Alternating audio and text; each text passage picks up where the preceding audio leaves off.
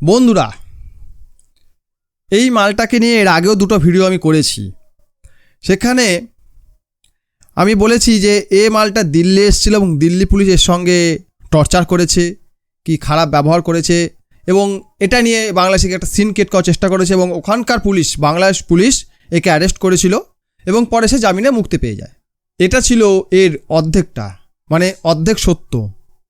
আজকে এই ভিডিওর পুরো সত্য উদ্ঘাটন করব, তাই ভিডিওটা শেষ পর্যন্ত দেখার অনুরোধ রইল। আমার চ্যানেল নতুন হলে সাবস্ক্রাইব করে আমার মনোবল বাড়াতে সাহায্য করুন। মেহেদী হাসান বাংলাদেশের বৈষম্য বিরোধী ছাত্র আন্দোলনের নেতা এবং সমন্বয়ক ছিলেন। এই মেহেদী হাসান পর্তুগালে যাওয়ার জন্য ভারতে এসেছিলেন, কারণ বাংলাদেশে ইউরোপের কোনো ভিসা সেন্টার নেই। তাই পর্তুগালে যাওয়ার জন্য কর্নপ্লেসে একটি বেসরকারি ভিসা কেন্দ্রে যায় মেহেদী। ওখানে কেউ তাকে চিনতে পারে এবং তার ভিডিও করে সোশ্যাল মিডিয়াতে পোস্ট করে এবং সেটা মারাত্মকভাবে ভাইরাল হয়ে যায়।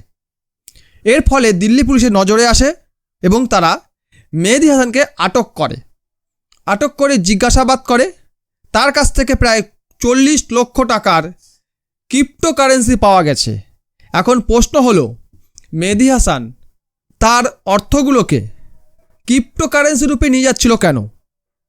সে তো ডাইরেক্ট ব্যাংকের মাধ্যমে ট্রান্সফার করতে পারত, ব্যাংকে রাখতে পারত, সেটা ক্রিপ্টো কেন বানালো? দ্বিতীয়ত, এর উৎস কী, মানে আয়ের সোর্স কী? এই নিয়ে মেহেদী হাসান পুরোপুরি অস্বীকার গেছে, বলছে না ক্রিপ্টো কিছু ছিল না, এটা সম্পূর্ণ মিথ্যা কথা। আমার পাশে একটি ভিডিও চলছে, দেখুন। এই ভিডিওর মাধ্যমে আমি জানতে পারি তার ওপর আনা সমস্ত অভিযোগগুলি সে অস্বীকার করেছে। আসসালামু আলাইকুম, আমি মেহেদী হাসান, বাংলাদেশ। আমি দিল্লি এয়ারপোর্ট থেকে বলছি। আমার সাথে যেসব ঘটনা হয়েছে এটা আমি বাংলাদেশে এসে প্রেস কনফারেন্স করে হয়তো আমাকে বলতে হবে, বাট আমি জানি না আমার সাথে অনেকগুলো অকারেন্স হয়েছে। এখানে আমাকে প্রায় 40 মিনিটের মতো আমাকে পুলিশ কাস্টডিতে আটকে রাখা হয়েছিল।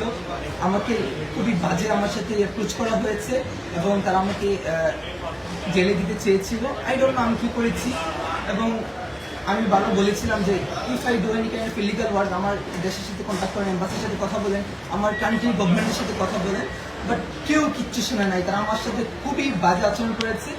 আমার 12:40 ফ্লাইট, আমি জানি ধরতে পারবো কিনা। এখন সাডেনলি মেহেদী হাসান দাবি করে দিল্লির পুলিশ তার ওপর ফিজিক্যালি অত্যাচার করেছে, ফিজিক্যালি টর্চার তার ওপর করা হয়েছে, তাকে ধাক্কাধাক্কি করা হয়েছে, তার উপর আঘাত করা হয়েছে। কিন্তু আদতে সেটা ঘটেনি। দিল্লি পুলিশ তাকে প্রায় আধা ঘন্টা ধরে জেরা করেছিল। কেন জেরা করেছিল? তার একটি ভিডিও বাংলাদেশ এবং ভারতে ভাইরাল হয়ে গিয়েছিল। ভিডিওটা ছিল এটা, যেটা এর আগেও আপনারা দেখেছেন। এই ভিডিওতে সে দাবি করেছিল সে একটি থানাকে জ্বালিয়ে দিয়েছে এবং একজন পুলিশকে পুড়িয়ে মেরেছে, এবং সে বহুবার ভারত বিরোধী কথাবার্তা বলেছে। তাই তাকে সন্দেহভাজনের তালিকায় রেখেছিল দিল্লি গোয়েন্দা সংস্থা।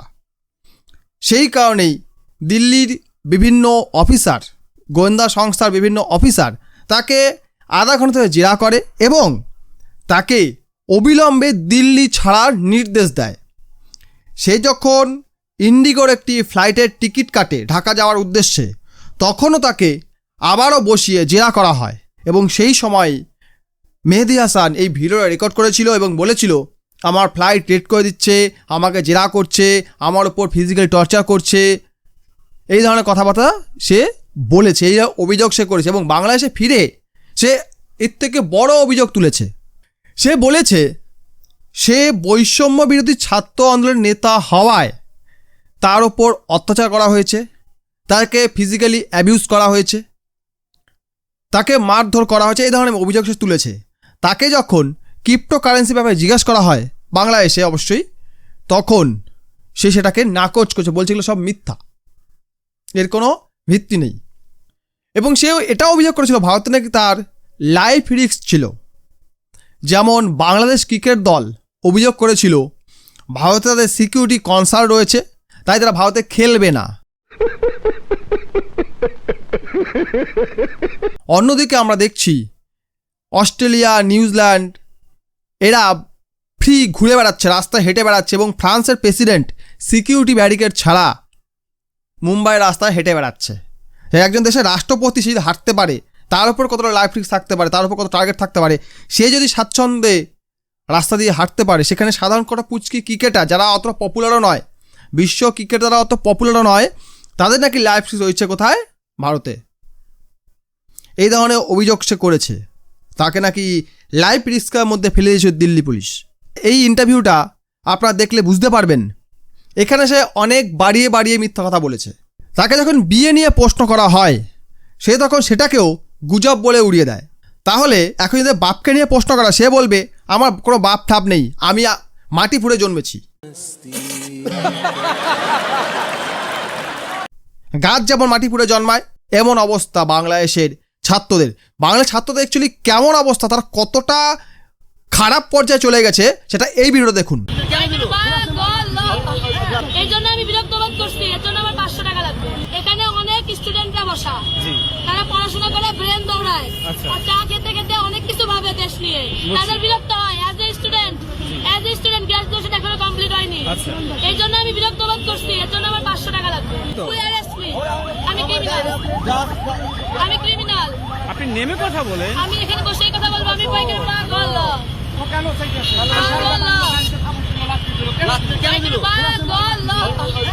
এই ভিডিওতে আপনারা নিশ্চয়ই বুঝতে পারছেন যে বাংলাদেশের ছাত্র বা ছাত্রীরা যাদেরকে ছাত্রছাত্রী বলে দাবি করে, তারা আদৌ কি ছাত্রছাত্রী নাকি অন্য কোনো পর্যায়ে চলে গেছে।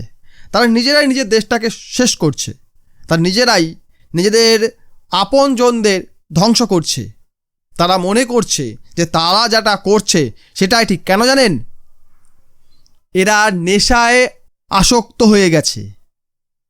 কিসের নেশা? এই ভিডিও দেখুন। জানি না যে ওর সাথে এটা চড়াবো এখন, চলো ধাক্কাটা তো পরে, চলো আমি তো সুন্দরভাবে যাচ্ছি। চলো চলো চলো। Why don't you just speak to a friend and a minute? That is system. Excuse me, bro. আমরা ঘরে বসে মদ খাইনি। আমরা ঘরে বসে মদ খাইনি।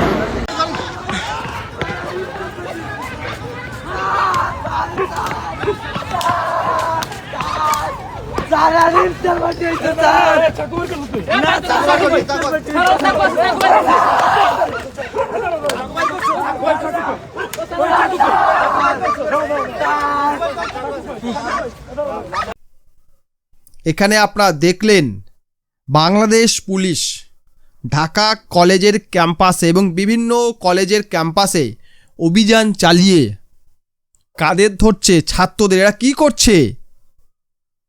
মাদক দ্রব্য সেবন করছে। এবং মাদক দ্রব্য সেবন করলে মানুষের কি হাল হয় সেটাই এদের হয়েছে। এদের কাছে মাদক দ্রব্য কেউ সরবরাহ করছে দেশটাকে উচ্ছন্নে দেওয়ার জন্য। এটা আজ পুরোপুরি স্পষ্ট বোঝা যাচ্ছে বাংলাদেশের ছাত্রদেরকে বিপথে কেউ চালনা করছে। যখন বিএনপি সরকার বাংলাদেশে ক্ষমতায় এলো, সে প্রথমে এই সকল ছাত্রদের থামানোর ব্যবস্থা করলো। কেন? বিএনপি সরকার বুঝতে পেরে গেছে এই ছাত্ররা এইরকম পর্যায়ে থাকলে দেশকে কখনো গোছানো যাবে না, এরা বিভিন্ন গণ্ডগোল লাগাতেই থাকবে। তাই সবার আগে এদেরকে কন্ট্রোল করার চেষ্টা করলো বিএনপি। কারণ ইউনিশ যে সরকার চালাচ্ছিল সেই সরকারের কোনো ভিত্তি ছিল না, ভ্যালু ছিল না। সেই সরকারকে কেউ অ্যাকসেপ্ট করেনি।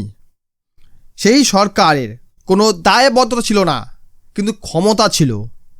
বর্তমানে যে বিএনপি সরকার চলছে, তারেক রহমান যে বাংলাদেশের প্রধানমন্ত্রী হয়েছেন, উনি ইলেক্টেড, নট সিলেক্টেড।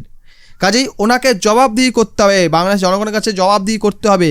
তাই উনি ছাত্রদেরকে ঠিক রাস্তায় আনার জন্য পুলিশ দিয়ে অভিযান চালাচ্ছেন। আর এটার জন্য এই ছাত্ররা এখন বিএনপির ওপর ক্ষেপে গেছে।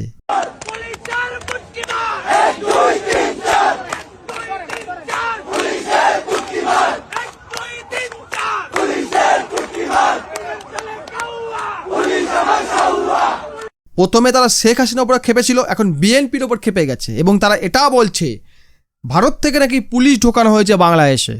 এই ভিডিওটা দেখুন।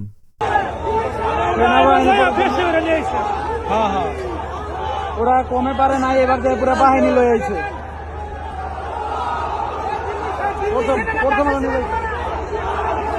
দিল্লির তো সেনাবাহিনী আইছে, দিল্লির তো সেনাবাহিনী আইছে, দিল্লির থেকে সেনাবাহিনী আইছে, দিল্লির তো সেনাবাহিনী আইছে। এই দেখ ভারতের সেনাবাহিনী দেখ, দিল্লির সেনাবাহিনী দেখ, ভারতের সেনাবাহিনী দেখ, দিল্লির সেনাবাহিনী সব সব দিল্লির সেনাবাহিনী, সব দিল্লির সেনাবাহিনী।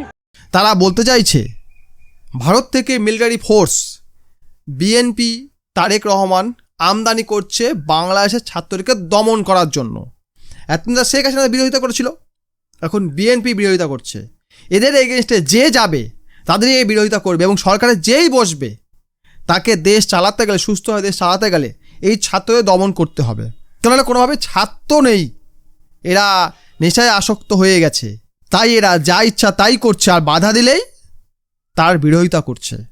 বর্তমানে যারা এনসিপি নেতা, ন্যাশনাল সিটিজেন পার্টি, এই নেতাদের বর্তমান অবস্থাটা একবার দেখুন। আমরা যা মন চাইছে তাই করছি। পোলাপান মন চাইছে সচিবালয়ে ঢুকে গেছে, পোলাপান মন চাইছে উপদেষ্টা যিনি একজন মন্ত্রী ওনার কাছে চলে গেছে, পোলাপান মন চাইছে মানে 5 জন উপদেষ্টা একটা মিটিং ওখানে চিল্লাচিল্লি করছে, সবাইকে গালিগালাজ করছে। এটা দেখে আপনারা নিশ্চয়ই বুঝতে পারছেন ইউনুস এদেরকে ফুল সাপোর্ট দিত, পুরো ছাড় দিয়ে রেখেছিল, তোরা যা ইচ্ছা তাই কর।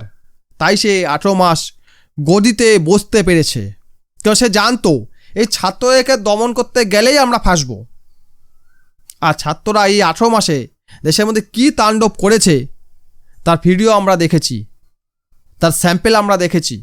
কাজেই এই ছাত্রদেরকে কোনোভাবেই প্রশ্রয় দেওয়া যাবে না, এটা তারেক রহমান বুঝে গেছে, এবং এই কারণেই কিন্তু এরা বর্তমানে বিরোধিতা করছে। আর এই যে মেহেদি হাসান, এ তো একটা পিস মাত্র, সামান্য একটি, এরকম অনেক মেহেদি হাসান রয়েছে বাংলাদেশে। এ ভারতে আসার জন্য ভাইরাল হয়ে গেছিল, সেই কারণে এর খবরটা আমরা পেয়েছি। এরকম বহু রয়েছে, ছেলে মেয়ে বহু রয়েছে এরকম, যারা বাংলাদেশে উৎপাত করে বেড়াচ্ছে শুধুমাত্র মাদক দ্রব্যে আসক্ত হওয়ার জন্য। ভিডিওটা যদি আপনার একটু ইনফরমেটিভ লাগে প্লিজ লাইক করবেন, সাবস্ক্রাইব করবেন, বন্ধুদের সঙ্গে শেয়ার করুন। ভিডিও দেখার জন্য অসংখ্য ধন্যবাদ।